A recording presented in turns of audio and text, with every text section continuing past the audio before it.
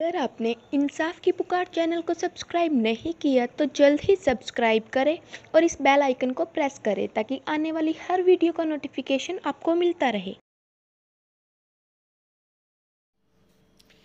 Hello, नमस्कार। सभी भाई बहनों से नमस्कार। मैं आपको बहुत ही ज़रूरी बात बताना चाहती हूँ कि आज कल कुछ लोग कंपनी के नाम से ठगते हैं।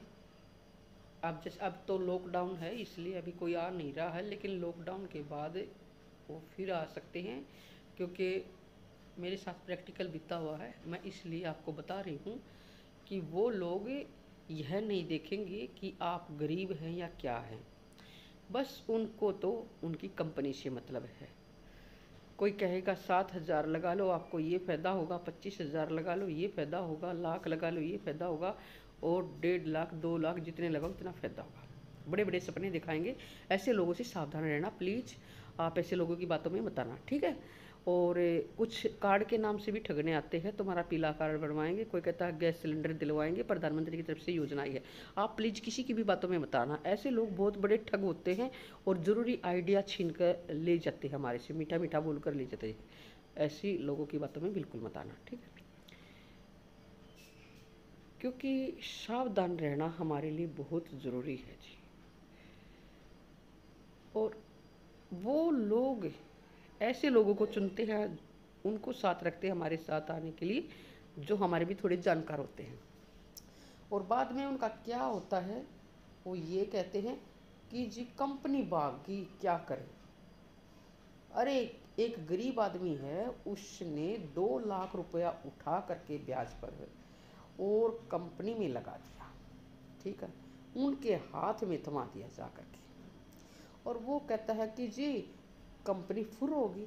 अरे, कंपनी फुर कैसे होगी? आपके पास पैसे गए हैं, रिकॉर्ड आपके पास है, और आप सामने वाले को कुछ सबूत भी नहीं दे रहे, कोई पर्ची तक नहीं दे रहे हैं, और वो कर्जे के नीचे दब गया है। अब उसका क्या होगा, ये आपने सोचा कभी? उस बंदे का क्या होगा जिसका आपने 25,000 प्लस 1,95,000 लगवा लिया, और वो भी ब्याज पे उठाकर, और आपने उसका दुख सुख तक नहीं जाना। आपने आपने उससे बात तक नहीं की। आज तक आपने उससे नो भी नहीं पूछा कि भाई आपका क्या हाल चाल है, आप कैसे हो, ठीक हो या नहीं हो। और आपने तो बस आरामदेह से कह दिया कि कंपनी, अब ये कंपनी नहीं खुलेगी और पैसे का कोई सोल्यूशन नहीं। अरे क्यों नहीं सोल्यूशन है? जब आपने इतने बड़े बड़े सपने दिखाए हैं, आपने ऐसे बोला था कि 3 महीने के अंदर आपकी ग्रोथिंग हो जाएगी, आपका सारा काम सही हो जाएगा, बच्चों का कोर्स में, अच्छे कोर्स में एडमिशन होगा, पढ़ाई ठीक चलेगी, बच्चों की घर का खर्चा सही चलेगा। जब तो आपने बड़े बड़े सपने दिखा दिए, और अब आप बात तक नहीं कर रहे, ठीक है। सभी भाई बहनों से मेरी यही प्रार्थना है कि ऐसे लोगों की बातों में कभी भी मत आए। अपना मेहनत करके खाए, अपनी पढ़ाई लिखाई, अपने बच्चों को अच्छी शिक्षा दें कि पढ़ाई लिखाई करके नौकरी पर लग जाए। इससे अच्छा तो या दिहाड़ी मजदूरी करके खा ले, लेकिन कंपनी वालों की बातों में कभी ना आए, ठीक है। मैं आपकी बहन आपको बहुत ज़रूरी बात बताना चाहती हूँ, बहुत इम्पोर्टेंट बात बताना चाहती हूँ कि आजकल कुछ लोग कंपनी के नाम से घरों में लोगों को लूटने के लिए आते हैं। बहुत बुरी तरह से लूटते हैं, बहुत मीठा मीठा बोलते हैं कि आप इतने पैसे लगाओगे कंपनी में तो आपको ये फ़ायदा होगा, इतने लगाओगे तो ये फ़ायदा होगा। तो और हमारे जैसे भोले भाले लोग हैं, उनकी बातों में आ जाते हैं। ये बिल्कुल गलत बात है, क्योंकि वो इतना मीठा बोलते हैं कि ना चाहते हुए भी लोग उनकी बातों में आ जाते हैं। बड़े क्लेवर माइंड होते हैं वो, ऐसे नहीं है। वो बड़े क्लेवर माइंड होते हैं। वो हर बात में, हर बात का जवाब देते हैं, हर बात में फंसा लेते हैं। जब तक उनको पैसा नहीं मिलता, कंपनी की बातों में नहीं आते, तब तक चक्कर लगाते रहते हैं। किसी भी कंपनी का लगा लो, एक कंपनी का नहीं, किसी भी कंपनी का लगा लो। ये पीछे से जैसे फ्यूचर मेकर कंपनी को लगा लो, फ्यूचर मेकर कंपनी के पीछे लोगों के कितने पैसे स्टोर हो चुके हैं।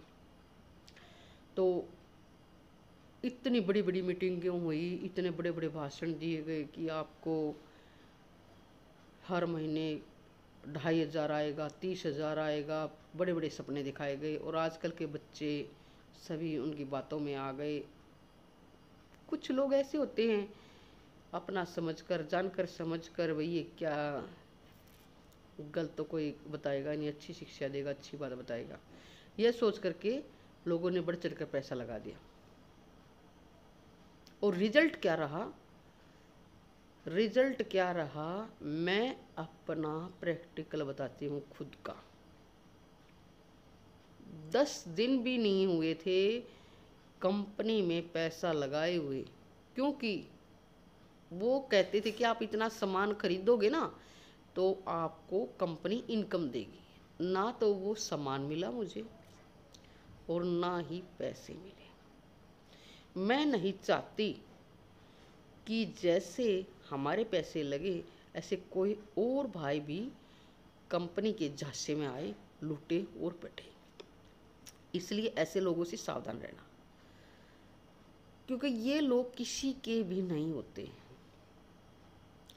जब तक पैसा इनके हाथ में ना जाए तब तक तो चक्कर काटेंगे, खुद नहीं आएंगे, इनके और बंदे और एजेंट चक्कर काटेंगे।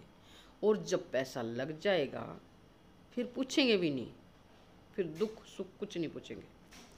और कुछ दिन के बाद पता चला, 10 दिन भी नहीं हुए थे, एक चेक भी नहीं आया था, एक चेक भी नहीं आया था।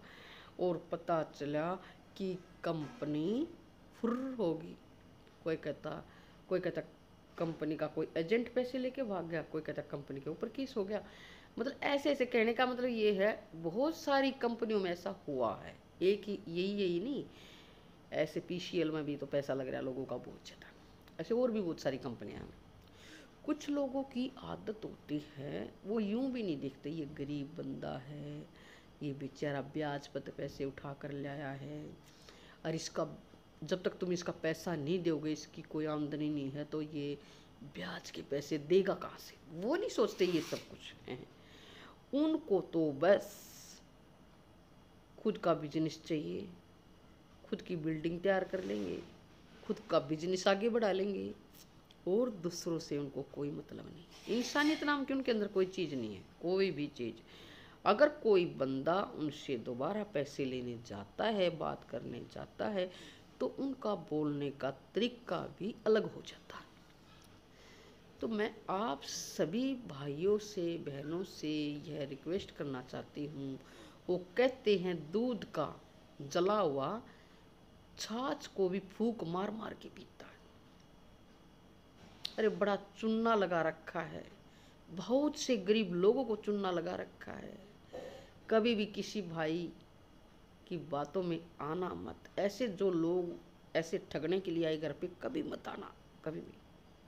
अब पिछली दिवाली पे एक रानी नाम की लेडीज आई थी, कहती थी मैं बीजेपी की अध्यक्ष हूँ। रानी नाम है, रोहतक से।